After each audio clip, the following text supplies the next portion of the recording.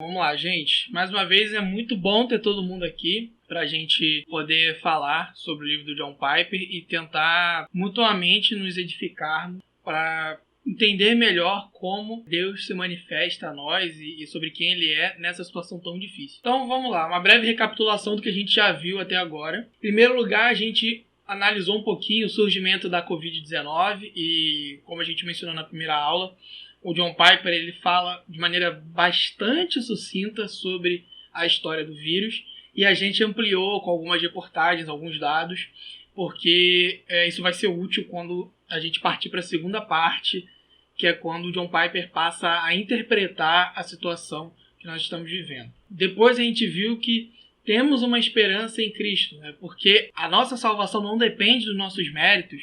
A gente pode ter certeza que Deus ele não vai nos abandonar, Ele vai nos deixar seguros em meio à pandemia. E seguros aqui o John Piper ele afirma que não é a ausência de tribulação, a ausência de adversidade, mas é a segurança de que, por causa do que Cristo fez, tudo que Deus traz para nós nesse momento, tudo que Ele nos trouxe no passado e nos trará no futuro, não afetará nossa segurança eterna que foi garantida em Cristo, por meio da sua obra sacrificial na cruz. Contudo, essa esperança que nos dá a garantia da vida eterna, ela tem efeitos práticos para agora. Ela nos estimula a ajudar o próximo, porque nós sabemos que Deus ele nos aceita, independentemente da nossa performance, do quão bom nós somos, porque nunca atingiremos a perfeição. Esses efeitos também incluem um desejo de não desperdiçar a nossa vida, porque se Deus nos garantiu a vida eterna em Cristo e fez com que essa mensagem poderosa do Evangelho chegasse a nós hoje, aqui no Brasil, no século XXI, é porque Ele tem um propósito para as nossas vidas. Então nós não podemos desperdiçá-la. E por fim, o efeito que o John Piper menciona é que essa esperança nos motiva a falar de Jesus para outras pessoas. Porque se Cristo ele nos dá essa segurança tão inabalável, que permanece firme e nos faz ser firmes em meio às adversidades, nós queremos que isso alcance outras pessoas. John Piper também menciona que essa segurança ela é garantida pela palavra de Deus, porque não só Deus se revelou a nós por meio da Escritura e por meio de uma história que começa com a criação do universo, com Deus colocando o homem e a mulher para imprimirem a imagem de Deus, porque eles foram feitos à imagem e semelhança de Deus na criação, e o momento em que Deus resgata o ser humano, o homem e mulher caídos, porque eles rejeitaram a vontade de Deus e decidiram viver a partir dos seus próprios critérios, né? Nessa história que é a história de redenção em Jesus Cristo, que Deus ele se revela a nós e nos garante a esperança e segurança que o Espírito aplica em nossos corações. E na última aula a gente viu com a Jennifer que Deus ele é justo, independentemente do que esteja acontecendo. A gente trabalhou um pouquinho em cima daquela discussão sobre se Deus é bom e todo-poderoso, por que as coisas ruins acontecem e se essas coisas ruins elas anulam o caráter de Deus. E elas não anulam. E isso a gente vai ver um pouco mais, rever e ampliar no capítulo 4, que é o nosso capítulo de agora, porque a gente vai olhar para a soberania de Deus. A gente vai reafirmar e procurar entender um pouquinho melhor, por mais que isso não seja completamente assimilável para as nossas mentes, sobre Deus ter controle sobre tudo, sobre Ele ser soberano. Por mais que hoje existam pessoas que insistem em dizer que Deus não tem controle sobre tudo por conta de situações como a pandemia de coronavírus, inclusive pastores dizendo isso, né, infelizmente. Então vamos lá. Sobre a providência de Deus, eu vou pedir para vocês abrirem as Bíblias. O primeiro ponto é que o John Piper ele retoma o que ele chama de providência agridoce. Por que ele usa agridoce? Porque ao mesmo tempo que a gente sabe que os caminhos de Deus, seus planos, são melhores que os nossos, nem sempre o que ele decide fazer é bom ou melhor aos nossos olhos, porque nos afeta muitas das vezes de maneira até negativa. E aí eu queria que uma pessoa abrisse em Gênesis 45:4 ao 5, outra em Isaías 45:7 e mais uma em Mateus 24:3 a 8. Gênesis 45:4 e 5.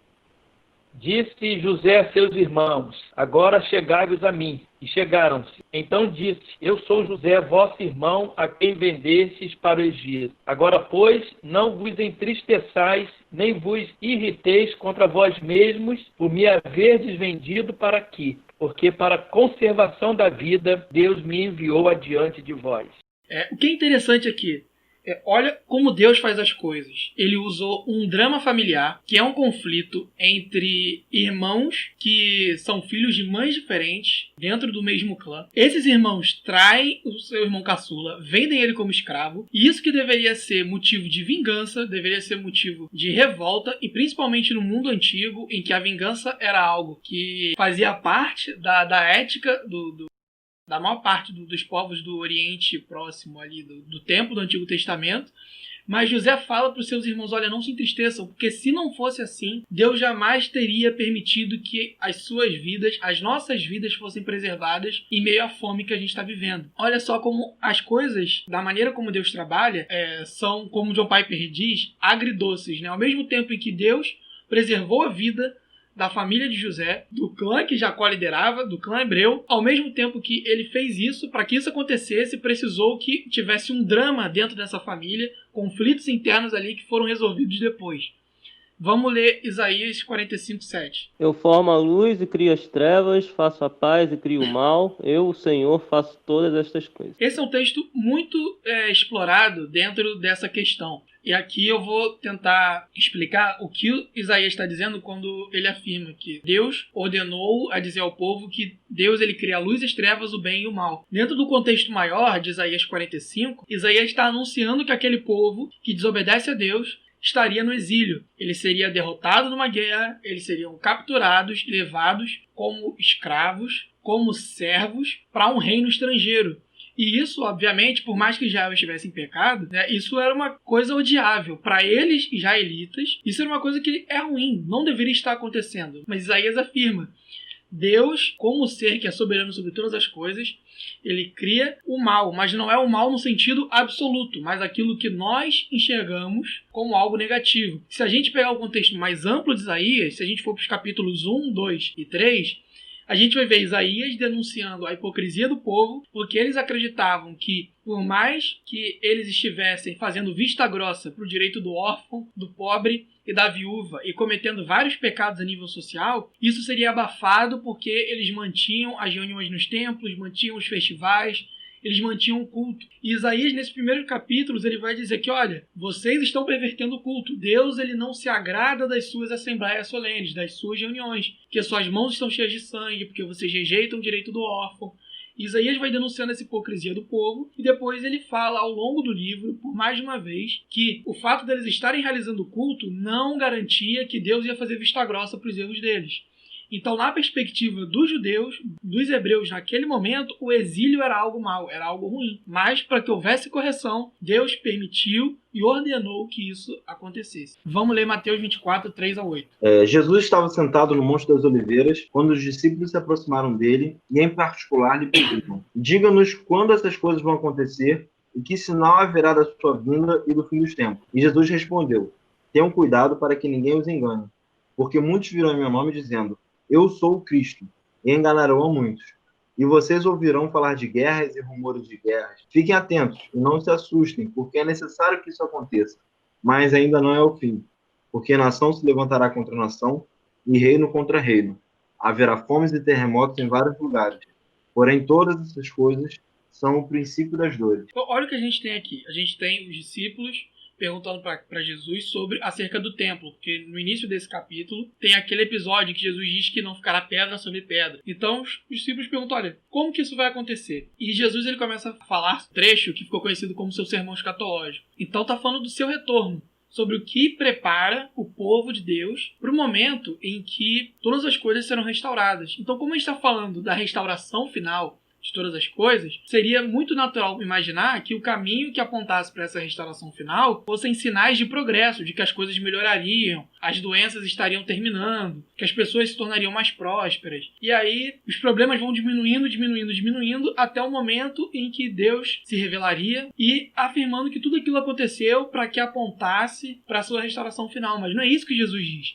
Jesus diz que antes do seu retorno vai ter gente enganando, dizendo que é o Messias, vai ter guerra, vai ter doença, vai ter conflito familiar, vai ter perseguição, vai ter um monte de coisa que é ruim, que é o mal aos nossos olhos.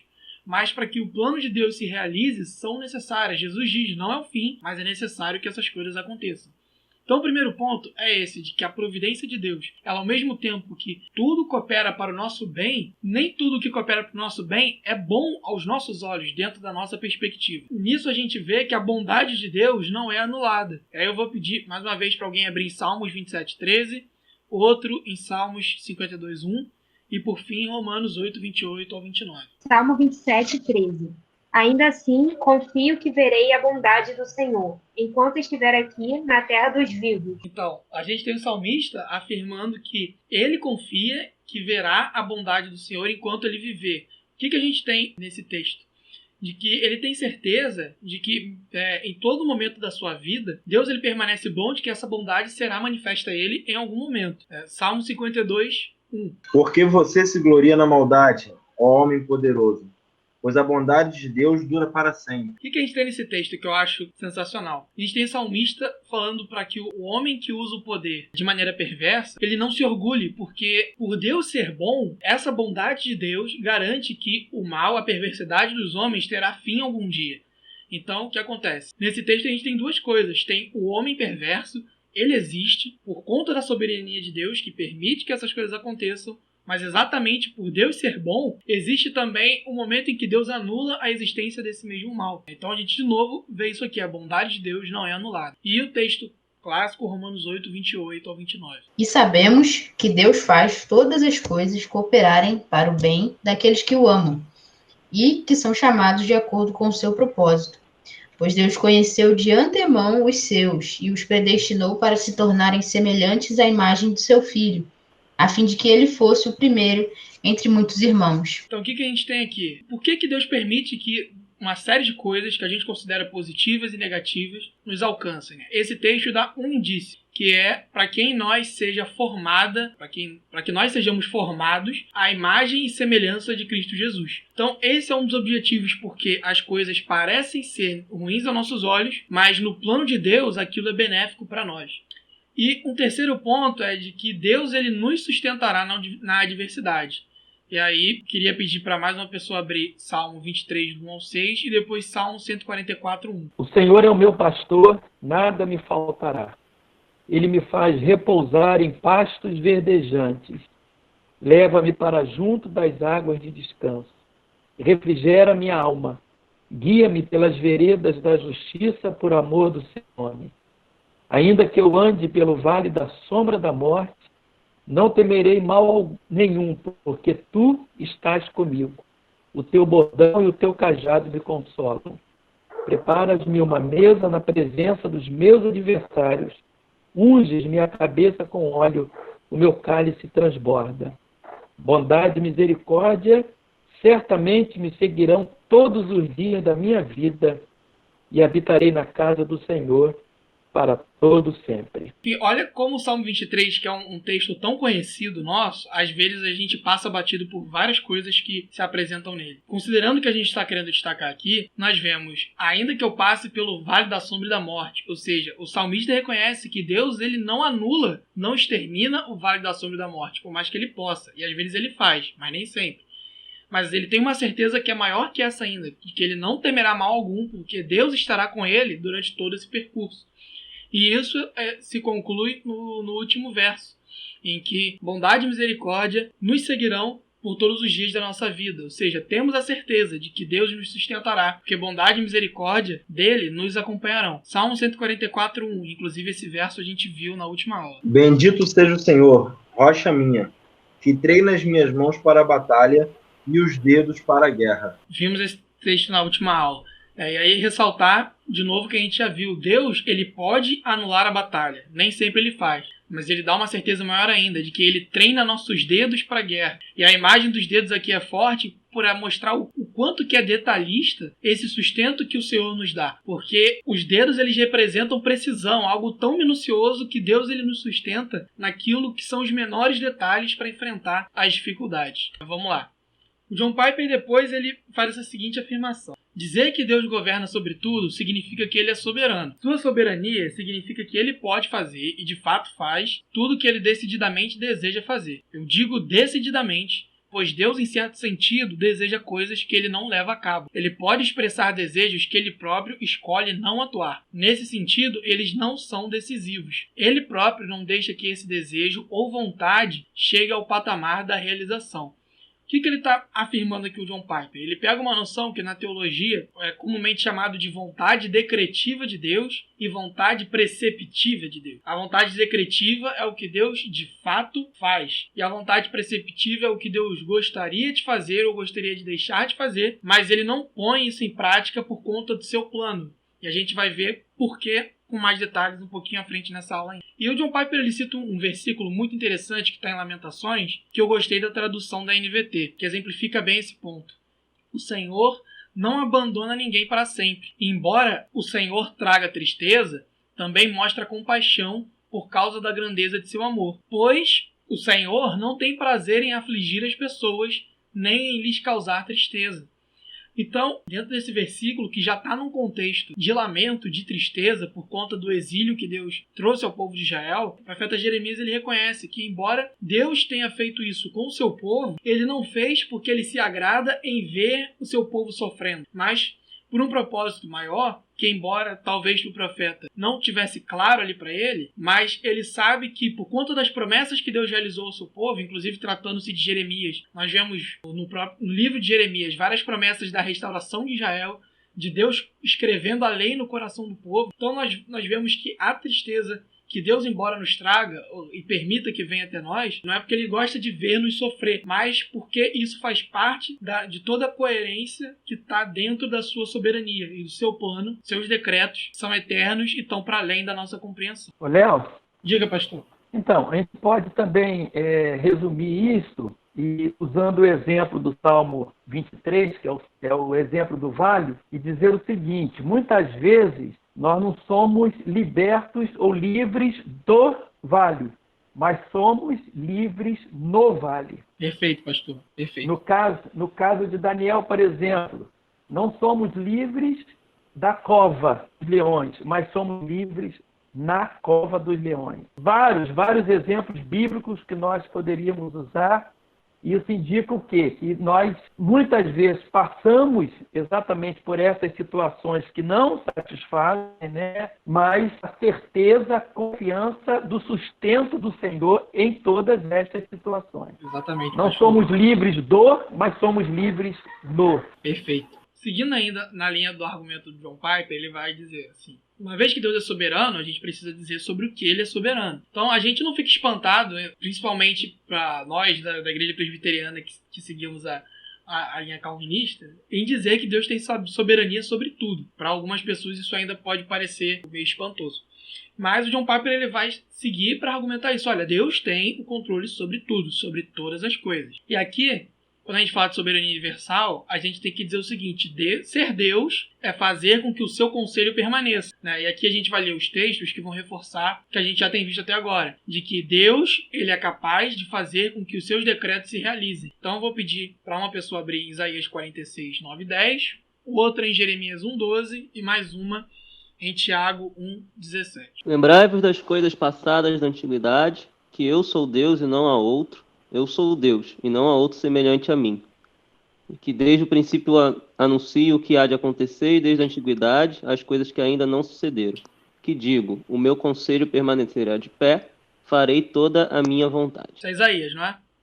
Vamos lá, Jeremias 1, 12. Disse-me o Senhor, viste bem, porque eu velo sobre a minha palavra para cumprir. Beleza, alguém achou Tiago 1, 17? Toda boa dádiva, todo dom perfeito, vem lá do alto, descendo do Pai das luzes, em que não pode existir variação ou sombra de mudança. Ou seja, nesses 3 versículos, existem vários outros que a gente poderia citar, a gente vê, Deus não é indeciso, ele não é contraditório. Decide que as coisas aconteçam e faz com que essas coisas se realizem. E aqui a gente vai reafirmar sobre onde Deus tem o controle, que é sobre todas as coisas, né? Então, eu vou abrir aqui rapidinho Salmo 135:6, vou pedir para alguém abrir em Efésios 1. Eu achei Salmo 135:6, vou ler aqui. Tudo quanto aprove ao Senhor, ele o fez, nos céus e na terra, no mar e em todos os abismos. Efésios 1:11.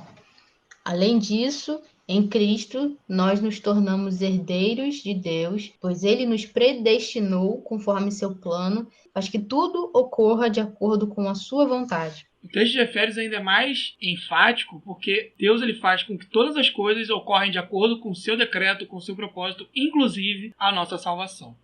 Então, quando a gente olha esses pontos, a gente imagina mais ou menos o seguinte. Temos aqui Deus na eternidade e ele resolve criar-nos, seres humanos, dentro do mundo que ele criou. E aqui nós temos a ação humana, né? E eu coloquei do presente em relação à setinha apontando para o futuro. Vamos pensar a partir de agora. Deus está lá na eternidade e do outro lado nós temos a ação humana.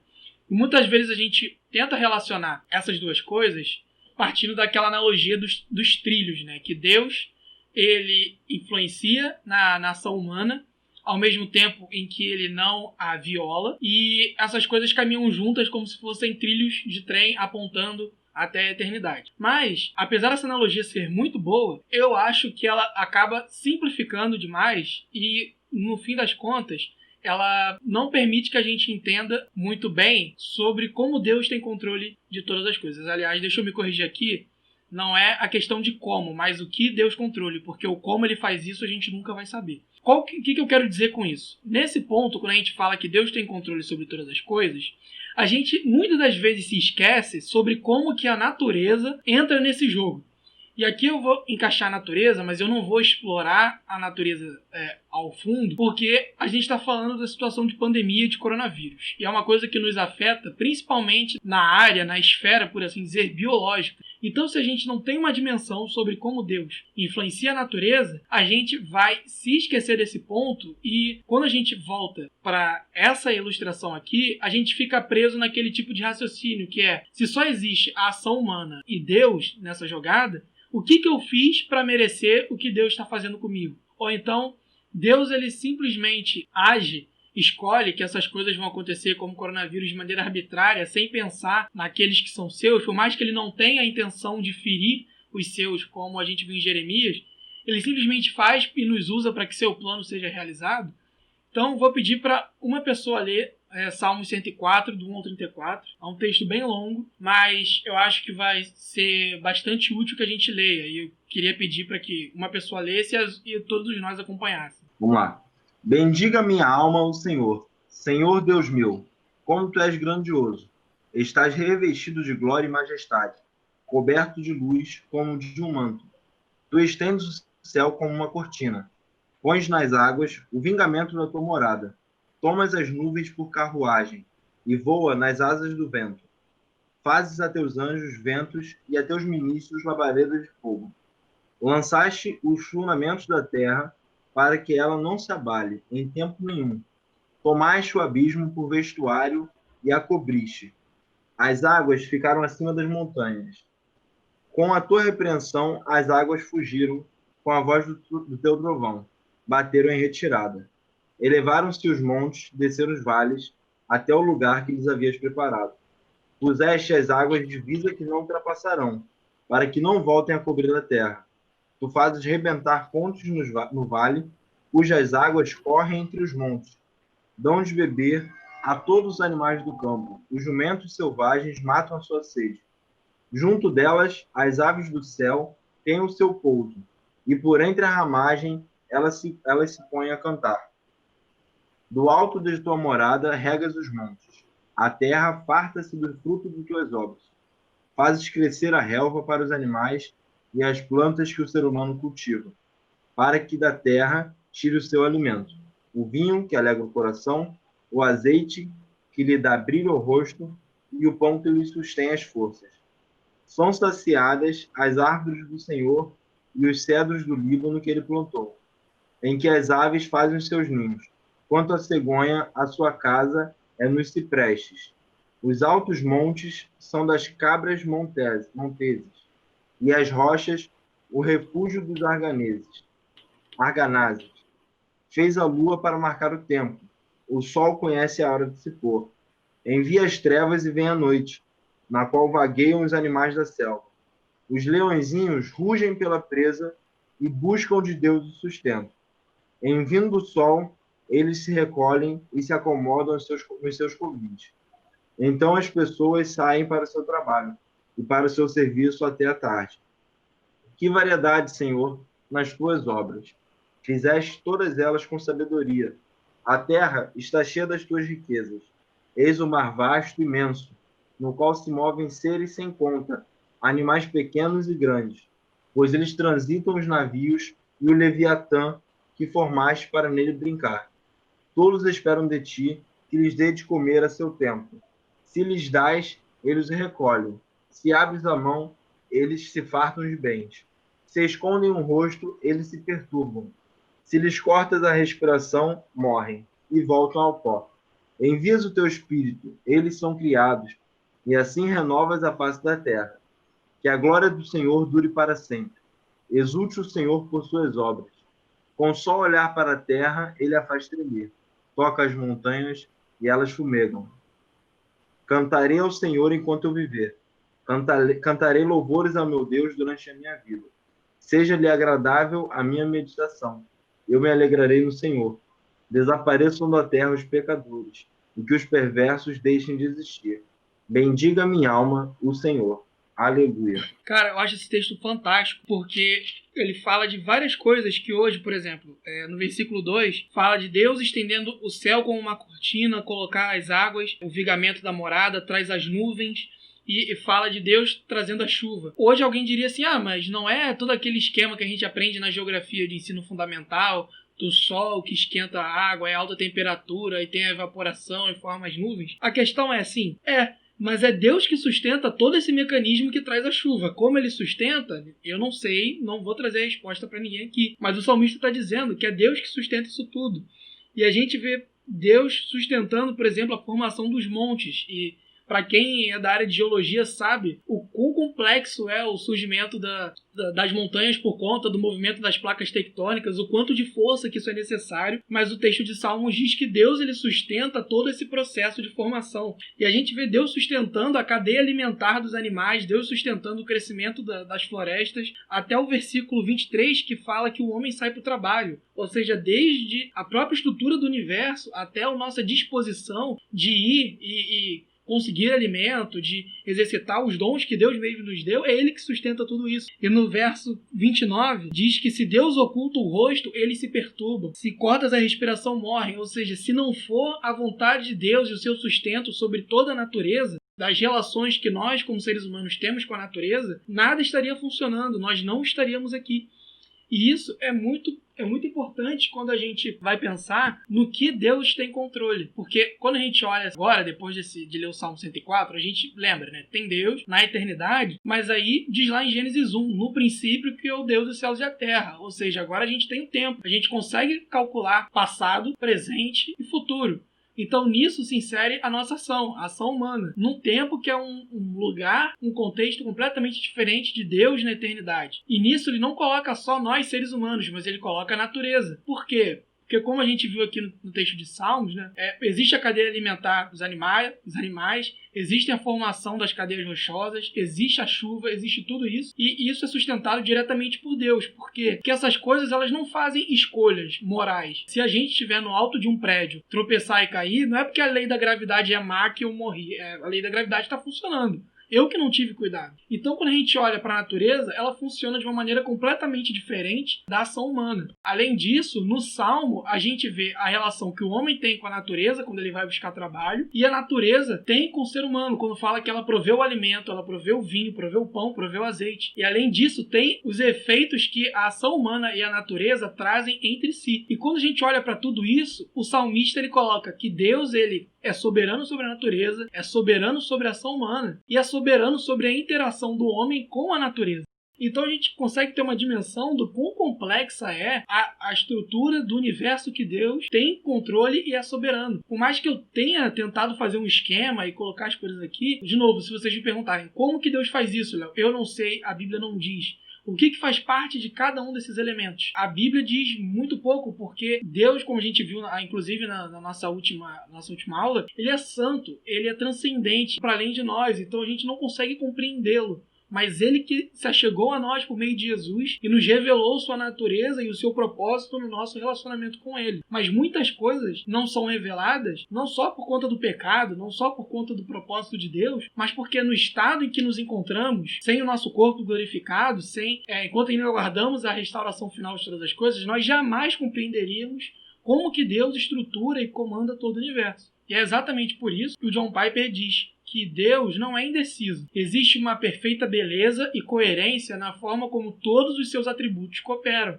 Mas ele também não é sem complexidade. Seu caráter é mais como uma sinfonia do que uma performance solo. E ele diz isso por quê? Porque ele afirma, não é uma época para visões sentimentalistas de Deus. Quando acontecem situações como a nossa, de pandemia ou de guerra, muitas das vezes é tentador domesticar Deus, reduzir Deus apenas para a sua misericórdia, apenas para o seu amor, apenas para a sua graça, ou então tentar enxergar Deus apenas como um ser irado, um ser que aplica a justiça independente da misericórdia e só quer julgar os seres humanos de maneira completamente fria e arbitrária. Mas não é. Como a gente pôde ver naquele slide que eu fiz o esqueminha, Deus ele é um todo complexo, ele é mais como uma sinfonia. A gente precisa enxergar Deus dessa maneira do que a partir de ações isoladas ou isolar os seus atributos, como é uma tendência hoje, e focar naquilo que nos agrada. Seja sua misericórdia, seu amor, sua justiça, ou sua ira e sua soberania, para dizer que Deus ele é como um juiz eterno e arbitrário e não importa o que a gente faça ou sinta, ele simplesmente está nos usando como se fôssemos marionetes.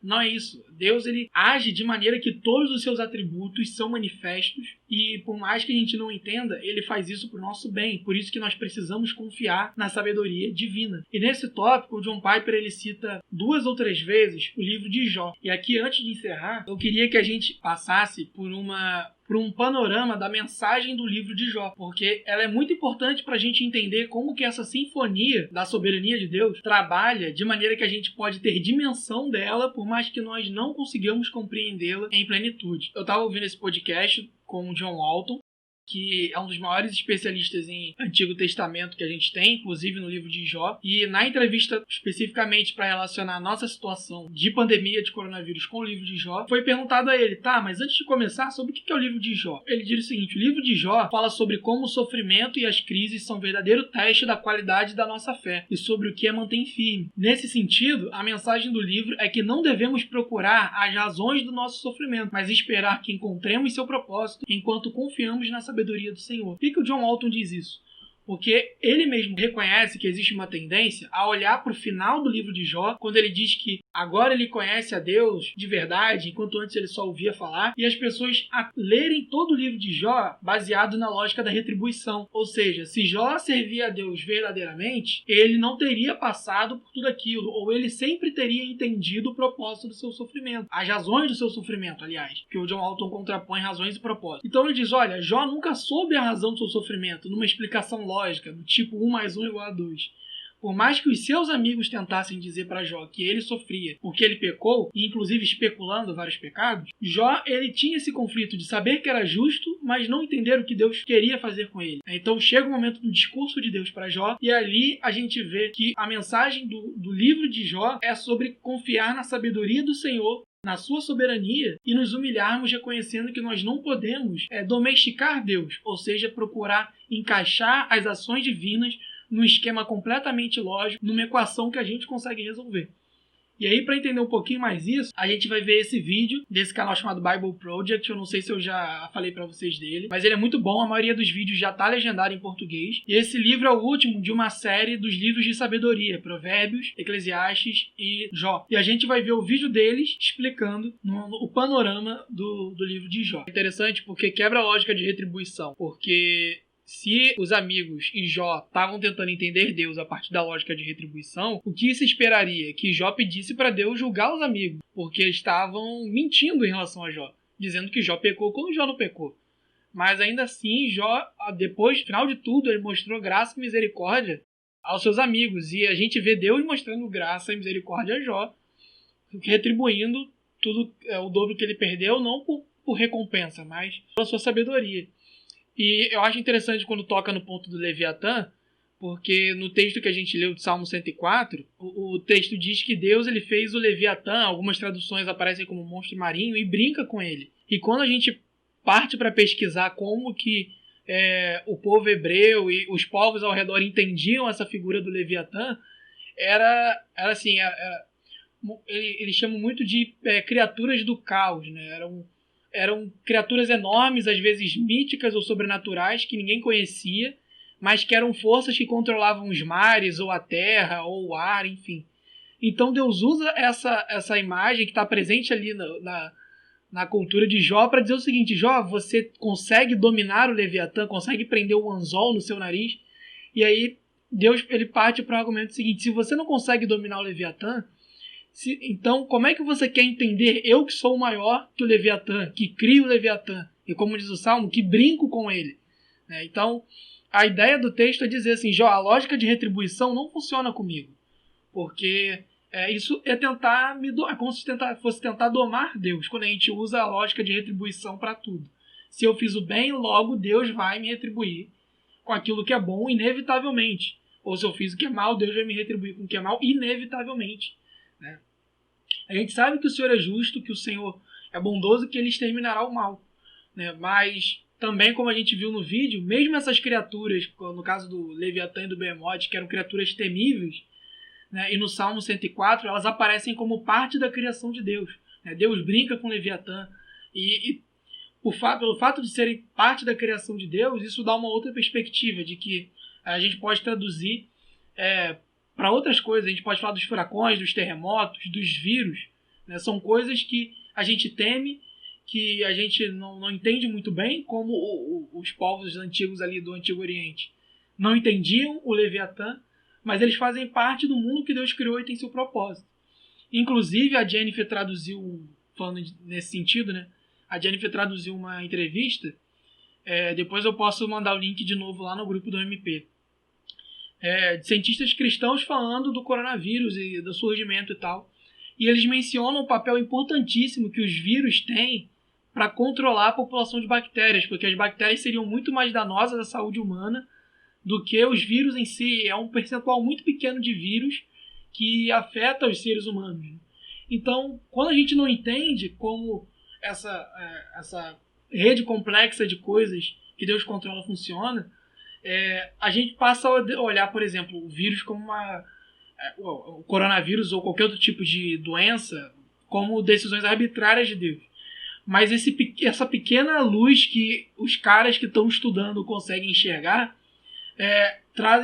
trazem à nossa mente que, tipo, puxa, isso tem um propósito na criação de Deus e serve até para nossa proteção, porque se é um percentual muito pequeno que nos atinge e os vírus são mais benéficos do que a gente acredita, então, na verdade, é a gente que não entende muito bem como que o mundo que Deus criou funciona.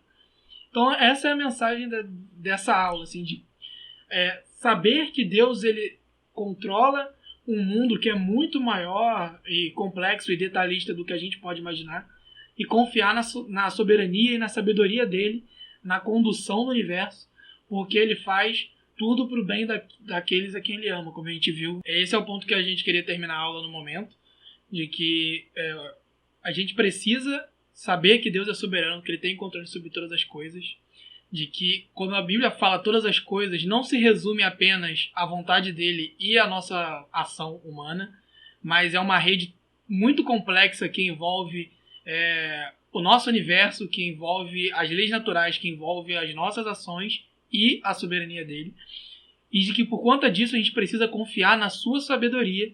E o John Piper ele termina dizendo que exatamente porque Deus ele promete fazer aquilo que é bom para aqueles que ele ama.